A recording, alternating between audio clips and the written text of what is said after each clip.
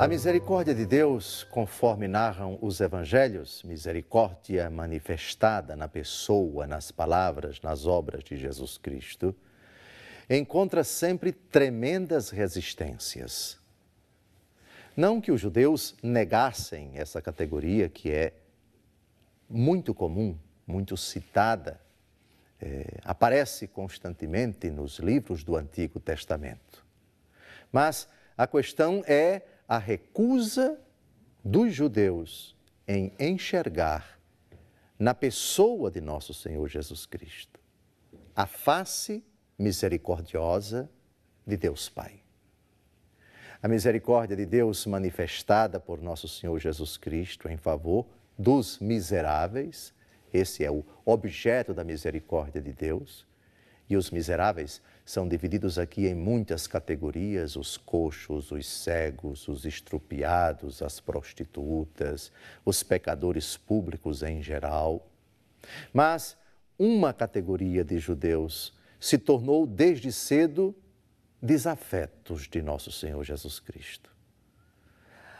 Além disso, aquela visão restrita, fechada, digamos assim, engessada por uma interpretação exagerada, distorcida da lei mosaica, impedia esses judeus de aceitar que Jesus pudesse fazer isto para além dos parâmetros concebidos por eles. Há um fato que vai ser citado no programa que nós estamos a fazer. Nosso Senhor Jesus Cristo vai curar uma pessoa em dia de sábado. Reparem a misericórdia de Deus que vem em favor de todos os homens, segundo alguns judeus, não podia ser de forma alguma manifestada, celebrada, concedida em dia de sábado. Veremos o que está por detrás dessa mentalidade. E Jesus cura apesar disso. A ira, a indignação dessas pessoas que se recusam a aceitar, que consideram uma blasfêmia, que consideram uma violação à lei de Deus, que alguém cure em dia de sábado. Na nossa mentalidade, isso poderia soar como algo de somenos importância. Sim, mas na nossa mentalidade, mas na mentalidade deles naquele tempo, na interpretação, na maneira, no modo, na concepção, como o descanso do sábado era interpretado, isso soava como uma blasfêmia.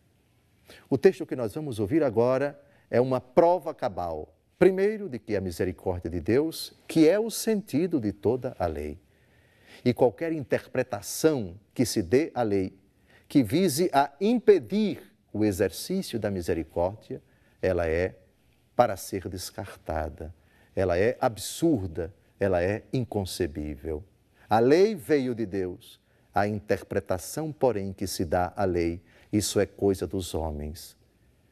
Esse é o extremo a que chega a misericórdia de Deus antes do Calvário. Deus Todo-Poderoso, que é rico em misericórdia, encontra nos próprios homens resistências para que a misericórdia seja concedida em toda a sua plenitude. Vamos ao texto, o episódio da cura de um homem que tem uma mão seca. Em outro dia de sábado, Jesus entrou na sinagoga e ensinava. Achava-se ali um homem que tinha a mão direita seca. Ora, os escribas e os fariseus observavam Jesus para ver se ele curaria no dia de sábado. Eles teriam então pretexto para acusá-lo.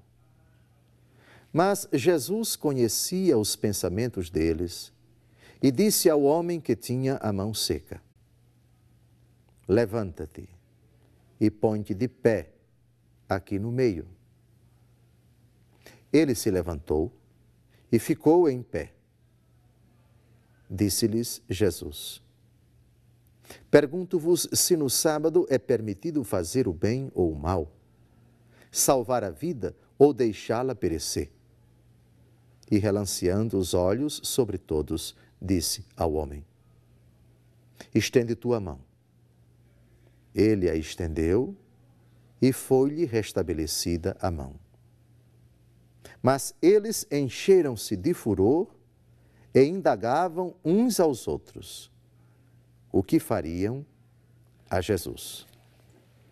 O contexto é o dia de sábado, dia para os judeus sagrado, dia do repouso, dia do descanso.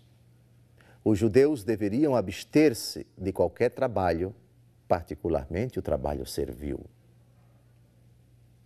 Na verdade, o sábado foi instituído pelo próprio Deus. Já existe uma alusão ao sétimo dia, ao dia do repouso do Senhor, no livro do Gênesis.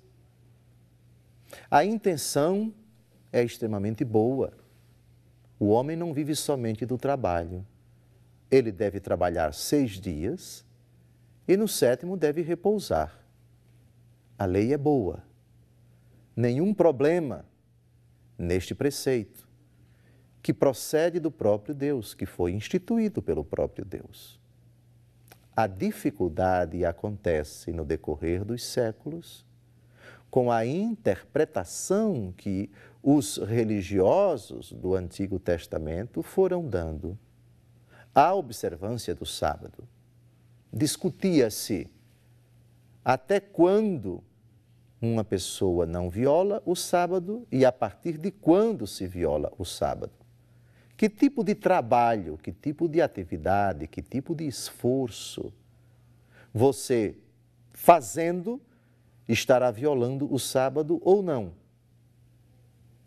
No decorrer dos séculos, uma casuística absurda foi sendo acrescida à interpretação da lei do sábado, foi se tornando uma realidade cada vez mais meticulosa. Criou-se uma casuística. No tempo de nosso Senhor Jesus Cristo, alguns defendiam que só se podia dar alguns passos e não mais. Só se podia fazer alguns tipos de pequenos trabalhos, outros não. E o cúmulo? Se uma pessoa estiver a mais de tantos passos da sua casa, ainda que esteja doente, ainda que esteja morrendo, se você der tantos passos, se você caminhar mais de tantos metros, você estará violando a lei do sábado. E se você violar, você não irá para o céu, você será condenado, algo desse tipo. Ora, a conclusão é que a interpretação da observância do sábado acabou se tornando um obstáculo para a prática da caridade, para a prática da generosidade, da solidariedade, etc. Segundo essa interpretação, a pessoa que estava muito distante de você, ainda que estivesse morrendo, tinha que deixá-la morrer para que você não observasse o sábado. Essa era a questão. E, obviamente, aqui o contexto não transparece outra interpretação senão esta. Para estes que espreitavam nosso Senhor, que ficavam olhando, o texto diz, eles observavam Jesus para ver se ele curaria no dia de sábado. Que absurdo! Curar, que é um ato que traz um benefício físico, espiritual, psicossomático, enfim, só traz benefício para uma pessoa, que deveria ser o espírito mesmo do descanso do sábado. Ainda que isso produzisse um certo sacrifício da pessoa que vai curar, segundo a interpretação deles, era um absurdo. Espreitavam Jesus.